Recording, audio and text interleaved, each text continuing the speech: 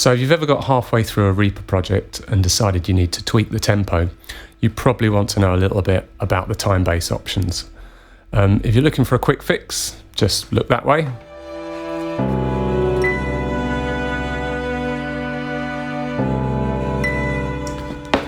And for everyone else, keep watching. Okay, so we've got a very simple project here. We've got some audio clips. We've got a tempo map here, which is documenting the changes in BPM listed up here.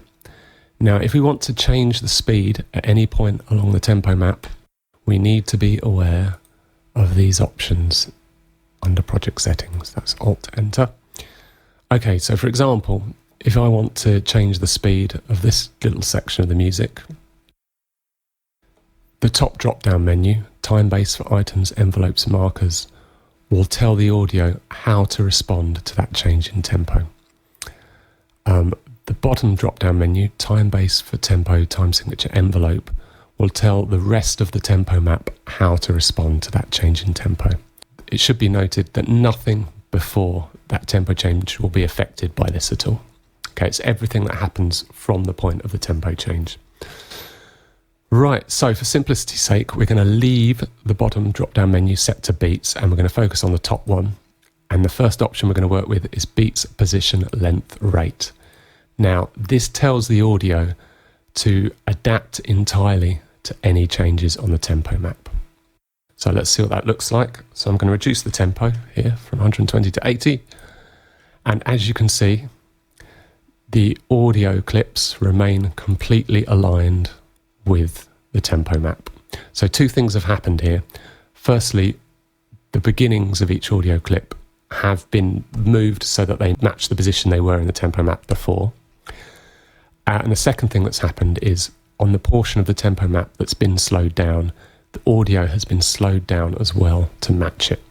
So that means the audio, when playback, will still be completely in time with the beats of the bar. What's happened to make this possible is that the audio has been slowed down. Now, if you see this rate here, rate 0.667, if the audio was playing back at its original speed, the rate would be 1.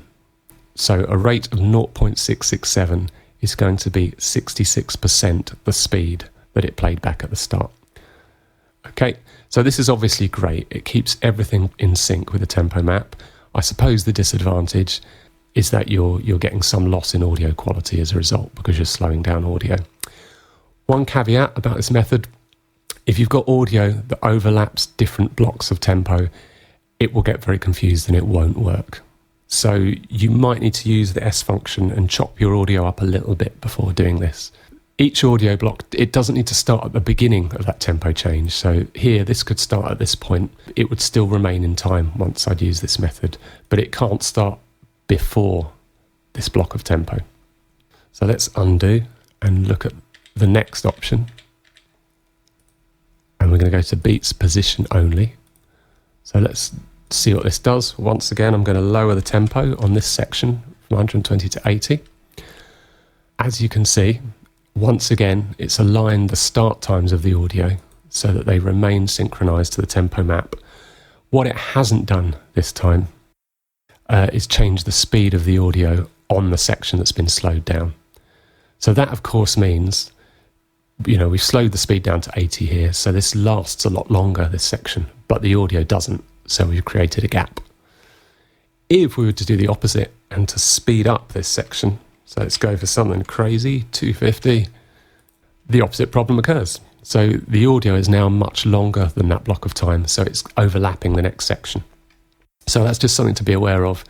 The two scenarios I think you'd want to use this method are when you've got audio clips that don't have much tempo-specific information on them. So maybe a big washy pad or a single held chord. It's going to sound great whether the tempo is 80 or 120, as long as it starts in the right place. The other scenario in which you'd probably use this is if each audio clip belongs to a different beat. So for example, if you've got separate drum hits on each beat, this would be perfect because they would still be aligned, but you wouldn't have the speed of them tampered with at all. On to the third option, and this is time. Now this instructs the audio to completely ignore any changes on the tempo map.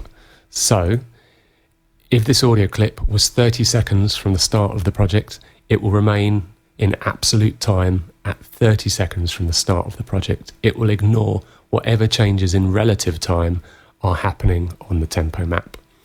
So let's do that and see what happens. We're going to once again reduce the tempo to 80 BPM, and sure enough, the audio has not moved. It stayed at the same point in minutes and seconds that it was, but the tempo map has. So what we've got now is a tempo map and audio that's completely out of alignment. There is now no relationship between the tempo map and the audio, which in most situations is probably not what we want. And it's happened because this lower option is set to beats and the higher option is set to time. So if you want to keep your audio in alignment with the tempo map, you need both of these set to one of the beats options, or you need both of them set to the time options. So let's try it again, and this time we've got the Timebase for tempo set to time. So let's undo that and let's try again. So we've slowed down the audio again, and now, as you can see, the tempo map and the audio are once again in alignment. Now, the only peculiar thing that's happened this time is that because the audio and the rest of the tempo map are ignoring this change in tempo, it means the next change is going to fall at a really peculiar point in the beat of the bar, you know, which might be fine depending on the needs of your particular project. So that's about it. Hope it was helpful. Please leave your comments below. Let me know how I did. Click like, share and subscribe, and shut the door on your way out.